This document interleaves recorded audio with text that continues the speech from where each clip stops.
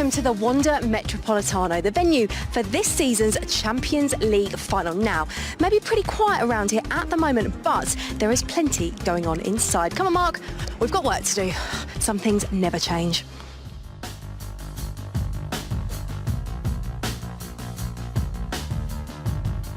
Well, we are now inside the Wanda Metropolitano, and as you can see behind us, the Liverpool players are taking part in an open training session, their final one before their game Saturday evening, Sunday morning, Australian time. How important is this session, or has all the hard work already been done? No, all the hard work's already been done during the week. I mean, this is just literally fine-tuning things, guys getting a feel of the stadium.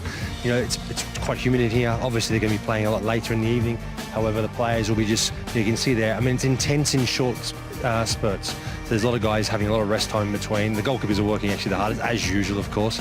But you know what? These guys look relaxed. There's some great finishing there, some great saves, and it's a perfect way to sort of prepare the day before the game. Well, I did say that they are inside the stadium. They have also taken part in press conferences. We heard from Trent Alexander-Arnold and Andrew Robertson. Jurgen Klopp's was particularly interesting. He was asked about his record in finals. He's lost 6 in a row, but he said that isn't bothering him. So I'm probably the moment world record holder in the last 7 years at least in winning semi-finals. If I would see myself as a loser or whatever, then we all would have a problem. But I don't see that like this. That's not interesting to me, to be honest. That's the obvious thing, the silverware. That's why we are here. We want to win it with all we have.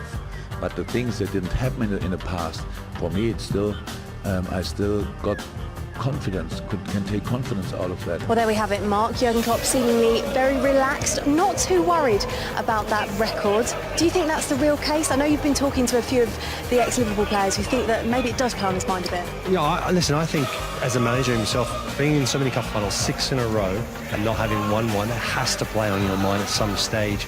Not that he's going to obviously let the players in on that, and I don't think the players are going to be affected by it. It's more about the manager, and I think, you know, it's a challenge always. A final can be a bit of luck involved, but it's the pressure. It's that pressure, that 90 minutes, 120 minutes of intense football, and sometimes not always the best team wins. Well, Klopp and the Liverpool players were very keen to dismiss any record of recent finals. Let's see if the Spurs camp was just as relaxed. The most important is tomorrow to be freedom, to play like when you were young, a child. The key is not to think that is 1 billion people watching you. Is go there, enjoy, play, run all together, helping each other, good communication. That is going to be the key. Because of course Liverpool is a great team, a lot of quality, and of course they are going to be ready to fight. Well, it definitely is a manager's job to alleviate pressure from his players, and that's exactly what Mauricio Pochettino did in that press conference. But we can see, even from the way they are playing this small-sided game here, they've been a lot louder, having a lot more jokes, it does seem, than the Liverpool players. But it was certainly noticeable in the press conference of Pochettino. The line of questioning was very different. Do you think, Mark Schwarzer, that there is a very different pressure on these Spurs players compared to Liverpool? I think there is. I think with Liverpool there's an enormous amount of expectation. I mean, from a club's perspective, from the fans, I mean, the great Liverpool sides of the 80s and what type of silverware they delivered. They've won the Champions League not so long ago. They're in another final, 2nd in a row. With Tottenham, I think even from the group stage, it was not expected for them to get out of the group, and then all of a sudden they did, and from that point onwards, it's been a remarkable success story, against all the odds, coming, in comebacks, as did Liverpool in the semi-final. But I think Tottenham, no one really gave them a chance to be in the final. So they go in there with a little bit more freedom, I think, because of that. That around the world, the expectations are a little bit more reduced on Tottenham. Yeah, it's probably a fair assessment. Well, the journalists in the press conference didn't leave too much time before they asked the one question that everyone has been asking around here. First of all, have you decided what your team is going to be tomorrow night? No. Have you told the players? No. Is Harry Kane going to start? I told before, they don't know. Have you decided whether he's going to start, or Yes, it's but still... we have one training session now, and then we are going to decide. Well, Pochettino playing his cards very close to his chest there, as you would expect. But Mark Schwarzer, he has played a full part in this training session out here this evening. What have you made of him, what you've seen? No, you know what, I think he's looked okay. I mean, the tempo of the session obviously is not of the level that you'd expect. Well, it is of the level you'd expect the day before a game, but it's not one that's of a high intensity. So, but I mean, he would have done all the work beforehand to get to this position now, to be part of the squad and be up for selection. So all the hard work has been done leading up to this game. And obviously at the moment, he's looking okay. Pochettino talked in his press conference about it being a difficult decision across the team to select players for every single game, especially a final. Do you expect him to start here on Saturday night? Again, it's a open question really, because it has to do with the manager in terms of he sees him day to day. He knows the work he's put in leading up to this. I mean, the injury was enough to keep him out for the remainder of the season, to miss the semi-finals. So it was a major injury. He knows how much work he's done. He knows if he's done it at 80%, 90%, or even 100% at times in training. And that's the key. I mean, if he's on the bench, it'll be because his fitness level's not at the right level. And then he could play then maybe the last 40 minutes, last half an hour, whatever it is. But if he feels that he's 100% right, he's 100% fit, then I would say you have to play him. The only thing he's missing is match practice. How do you get it? By playing games. Do you risk someone in a game of this magnitude? But it is Harry Kane, we're not talking about anyone. Basically, he's sitting on the fence there. Who knows if Harry Kane will start? But do remember to keep following us on @OptaSport across the weekend as we bring you all the build-up for the huge Champions League final, which is, of course, live on OptaSport.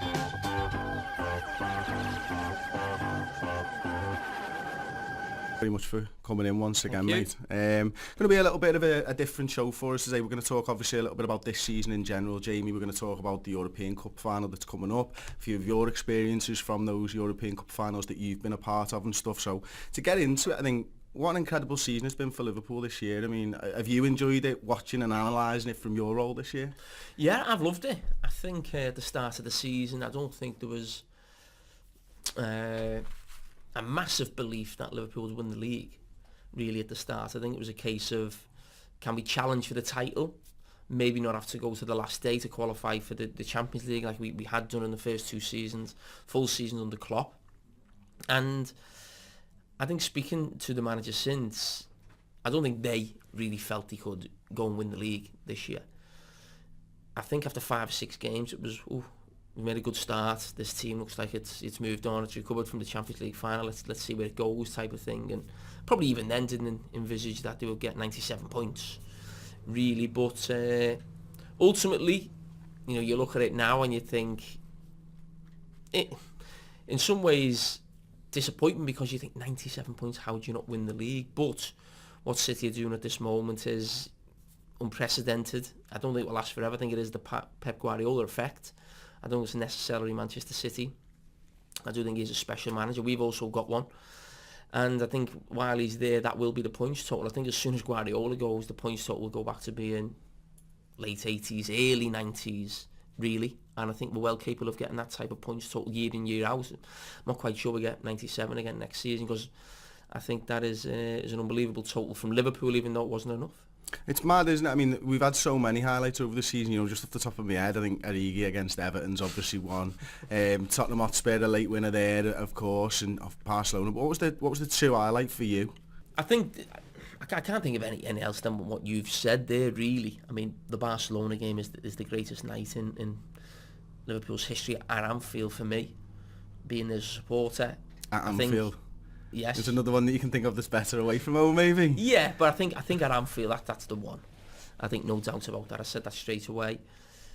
I think for me, in my role, when you're commentating on Liverpool, is or any game really, a last minute goal is like, that's what you're in commentary for, cold commentary, that big moment.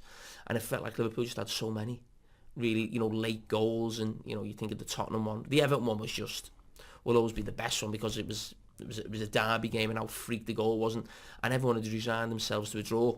Really, I think that's what made it so bigger to get the win. The late one I was commentating on at Newcastle. So they're the moments really this season.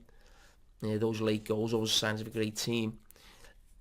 But that again is a little worry for me, in that you think next season how many times we sort of scored late goals was a great belief in the team, but it's not easy to do that again the next season. It's sometimes you need a little bit of luck, belief, just that will to win, that extra little percent to go that little bit further. But as I said, it was an unbelievable season really, and it's just again the job that Jurgen Klopp has done is just instrumental. I think one of the things, obviously you've been doing Monday Night Football now for so long, and you're so comfortable and good at that role in pretty much the best TV programme that's football related going. you're obviously now analysing Liverpool from a different standpoint and a different viewpoint, and you'll probably get camera angles that we don't see that even make it onto Monday Night Football. What is it that you've learned about this Liverpool side, and how have they changed from 4-3-3, 4-2-3-1, 4-3-3, and why do you think they did that type of stuff? Well, I think what I always feel with Jurgen Klopp, I think he's very underestimated as a tactician, how he sets up his ideas for games, because we always pigeonhole managers, and Benitez, for instance, he's a tactical guy. Alex Ferguson's the motivator, or Jurgen Klopp's the motivator. And I think these real top managers, they're a package. And as I said, we shouldn't pigeonhole them. And I think sometimes I get forgotten how clever Jurgen Klopp is, how he sets his teams up. I mean, when he first come, I didn't think he was capable of making this team hard to beat. I thought all this heavy metal football, energy, motivation, getting the players fighting, but could he really organise a team? Could he go somewhere and put in that real solid performance, really, and come away? So he's proven that, I think. People always talk about the signing of the goalkeeper and Van Dijk, and they are massive signings to make a difference, really. But I think it's a lot more than that. I don't think a manager... I don't see the top managers now. Say the top two are Klopp and Guardiola in the Premier League, maybe in the world. I don't see them just spending big money as they do, and then just saying, that's it, my team's done. I think the work they do in day out on that training pitch to get those small details right, how good Liverpool look defensively, is not just about individuals. That's about the manager, the organisation of the team. I mean, the big thing is, and I've asked him this before, Jurgen Klopp, why he's always been that 4-3-3 man. He wasn't necessarily that at Borussia Dortmund. I've always thought, is there something to do with the Premier League? Does he feel he needs that sort of man right in front of his back four, maybe because teams are more direct in the Premier League? But he never really answered it. He almost dismissed it as if it didn't really matter. But, now and again he's changed. He's played the diamond, gone two up front. At times in games he's gone 4-4-2. Late on in games at different stages, so he can change things from the bench, really. But I think just how this team has evolved and changed, and I also asked him when he first come in on Monday Night Football about this sort of all-out attacker and goals and end-to-end games, 3-3s, 4-3s, all this type of stuff when he come in, and he just said something really simple. He just said, all my best players were attackers when I first come in. So I wanted to play to their strengths, really. But as that's evolved, and as I said, he's got the defenders in he wants, the organisation that he wants. In Liverpool now look, whether they win the Champions League final or not, one of the best, probably 4 to 6 teams in Europe. And I think most of that's down to Jurgen Klopp. Yeah, I think, for me, I mean, he's played 4-3-3 for a long time with Liverpool now, since he's come in pretty much. Yet that 4-3-3's changed almost every season, hasn't it? We're seeing it nowadays where Trent and Robertson are getting so far up the pitch, and we saw a little bit of that last season, the 2-8s as it were, dropping in and covering for these guys. But the way that those lads have improved as well, as a manager and, as someone who analyses football, is it just the case of sometimes you look at what you've got and you go, well, of course, Trent's great with the ball at his feet. I'm just going to make the most of that. How can I get him on the ball more? Or is it, well, this is how I've always wanted to play and we're going to evolve to this point? Well, listen, I don't know, only Jurgen Klopp can tell you that, but I always think you play to the strengths of the players that you got, and he sort of answered that in when he first came in, play to the strength of the attacking players. They were the best players within the squad. Even like little things that maybe you don't notice yourself, but Henderson in this role here now, on that right side, I think between the lines, so actually Henderson playing more like there, and this player, I'm not sure who it was, playing more like there. So whereas I think sometimes we just think, oh, it's 4-3-3, you go out and play, there's probably so much detail in different players' positions really within that. We always think both fullbacks do the same, two number 8, if you like, just do the same thing up and down, but they've got different characteristics, different strengths, so you probably do ask different things really. I think a big thing in football now is that it feels like, it may be something we probably look at on Monday Night Football, but the number 10 seems to be dying a little bit, really. And it's more actually what Liverpool are doing, where it's almost like 3 strikers, really. Liverpool's front 3 play very narrow. So it's almost, when people say, oh, Liverpool play 4-3-3, or they've only got, one up front, it's not. Liverpool play with 3 strikers, really. They're not wingers. You know, they very rarely go wider than the penalty area. So maybe in some ways, when me and other people are probably crying out for maybe a more creative midfield player, at times you think, well, I've got them three up there. They you know, more often than not, when I was a kid, it'd be a 4-4-2. You'd have two strikers, and your wide midfield players might get you 8 to 10 goals, and that would be seen as a great return. Whereas now he's gone, well, no, we'll go with 3 strikers. You know, don't need that much from, and if they can get 20 to 60 goals between, and then obviously everyone else chips in, really. So whether that's something he will stick with, I think he will. It was his go-to one. He had a little spell, didn't he, when Salah was playing up front? Yeah, and in the number 9. Yeah, it was a little bit different. And I think when we had a few iffy results, I think it was a game here against Bournemouth or I might be wrong. I think we drew at West Ham and Leicester and a few different things, and he just went back to Salah was back on the right, and it just feels better when those front three play. He just seems to engage. Prometido ya está con nosotros Manu Martín desde Madrid para comenzar a contarnos la previa de esta final el próximo sábado en el Wanda Metropolitano.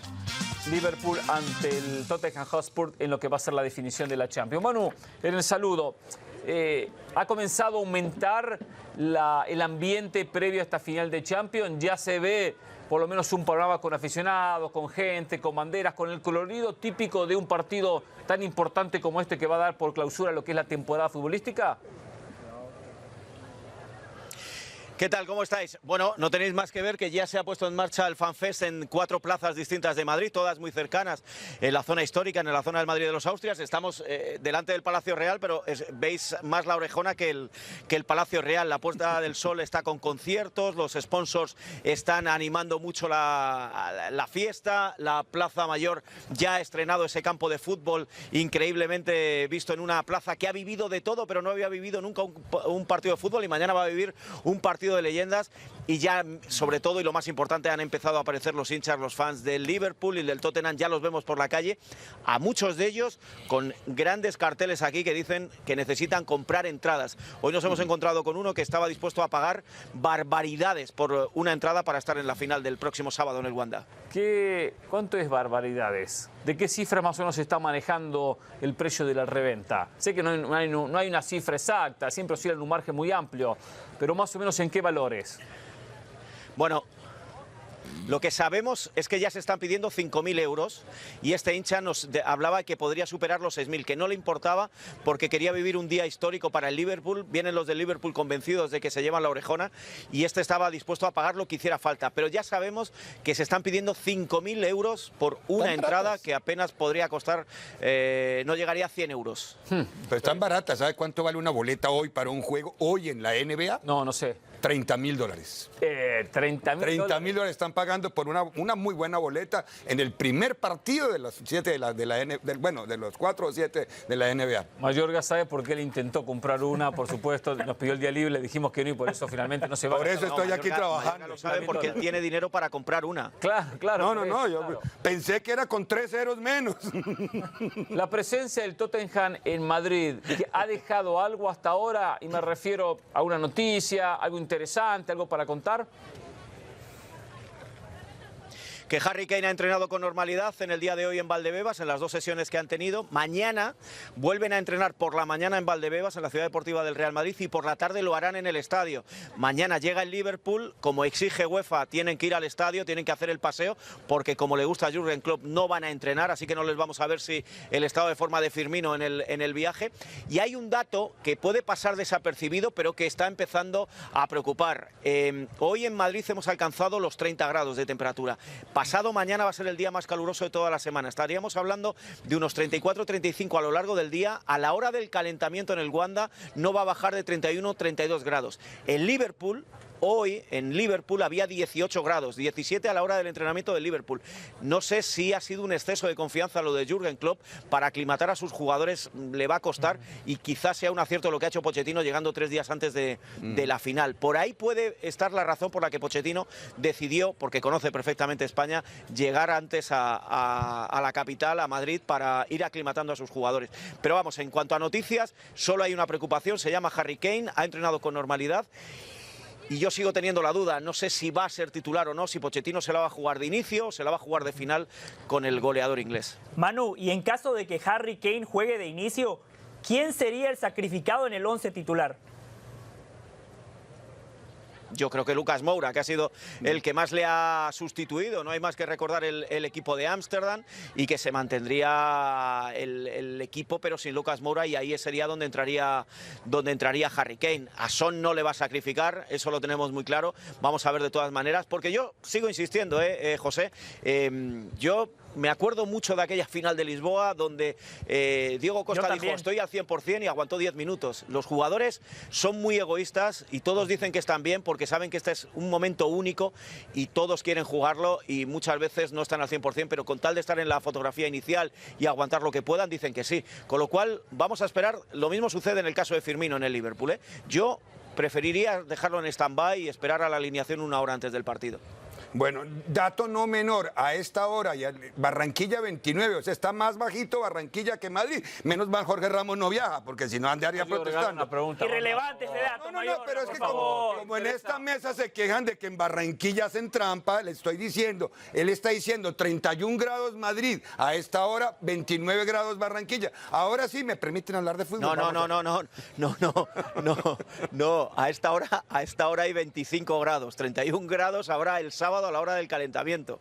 Ah, está bien, pero bueno, igual Barranquilla está en los mismos grados, es que lo hago solamente para no yo sé, montar la perdiendo el tiempo irrelevancia. tan valioso con Manu Martín hablando pavadas de temperatura en Barranquilla que no le importa a nadie. ¿Va a preguntar algo o no? No, ya no. Pérez Navarro. Ricardo Jorge. Lorenzo, sus Jorge. ideas. Manu, el sábado está en juego el título al mejor entrenador del año.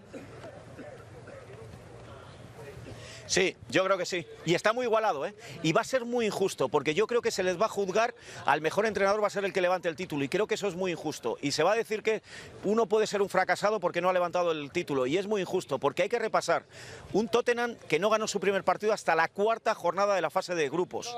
Y un Liverpool que viene a una segunda final haciendo un fútbol espectacular y que ha aguantado hasta la última jornada de la Premier luchando por ese título. Con lo cual yo creo que estos dos técnicos, aunque no ganen, se merecen un reconocimiento muy grande. Lo que pasa que en una época donde solo vale lo material, donde solo vale tocar el metal de la copa, el que no la toque se le va a considerar seguramente un fracasado por haberla perdido. Pero yo creo que estos dos técnicos, no lo he sentido en otras finales de la forma que lo estoy sintiendo en esta. Yo creo que estos dos técnicos, por lo que han hecho durante toda la temporada, por las circunstancias que les han rodeado a uno y a otro, por el clima que ha habido en ambos clubes, uno luchando por la Premier, otro sin poder comprar, los dos llegando in extremis después de haber sufrido los partidos de ida de semifinales, yo creo que tiene mucho mérito tanto Pochettino como Klopp. Manu, estuviste presente hoy en la conferencia de prensa de Sergio Ramos anunciando que seguía como jugador del Real Madrid. ¿Qué conclusiones te dejó las declaraciones del defensa del equipo merengue? Perplejidad es lo que me dejó. Perplejidad porque se ha contradecido a sí mismo. Ha contradecido a Florentino Pérez. No tenemos claro si se quería marchar o si se quería quedar. Ahora se queda, pero nadie ha explicado por qué se queda. Habrá que indagar un poquito más, pero perplejidad porque tengo la sensación de que Sergio Ramos ha querido hacer hoy un borrón y cuenta nueva y lo único que ha conseguido ha sido enredar más la situación. Ha llegado a decir en la misma rueda de prensa que se quería ir y ha llegado a decir que nunca se iría del Real Madrid. Ha llegado a reconocer que Florentino Pérez se reunió con él y tuvieron una bronca y luego ha dicho que es como su padre y que quién no discute con su padre. Yo lo que he entendido es quién no discute con su padre para que le dé dinero para salir el fin de semana. A lo mejor la discusión venía por dinero y no tenía nada que ver ni con China ni con el cariño del club. Y habló del tema del dinero de su contrato, que tendrá que mejorarlo, y también habló que jugaría gratis en el Real Madrid. No le creo. Muchas contradicciones. Manu, abrazo, te reencontramos como mañana. Mayorga en Jorge Ramos. Constantemente, igual que Ricardo Mayorga. Un abrazo. Exactamente lo mismo. Gracias. Pausa y ya volvemos. Señores, se le termina el tiempo a Elmer Polanco. Le quedan 10 minutos. 10 minutos a Elmer Polanco, ¿eh?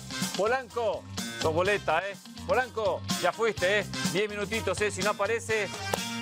Adiós.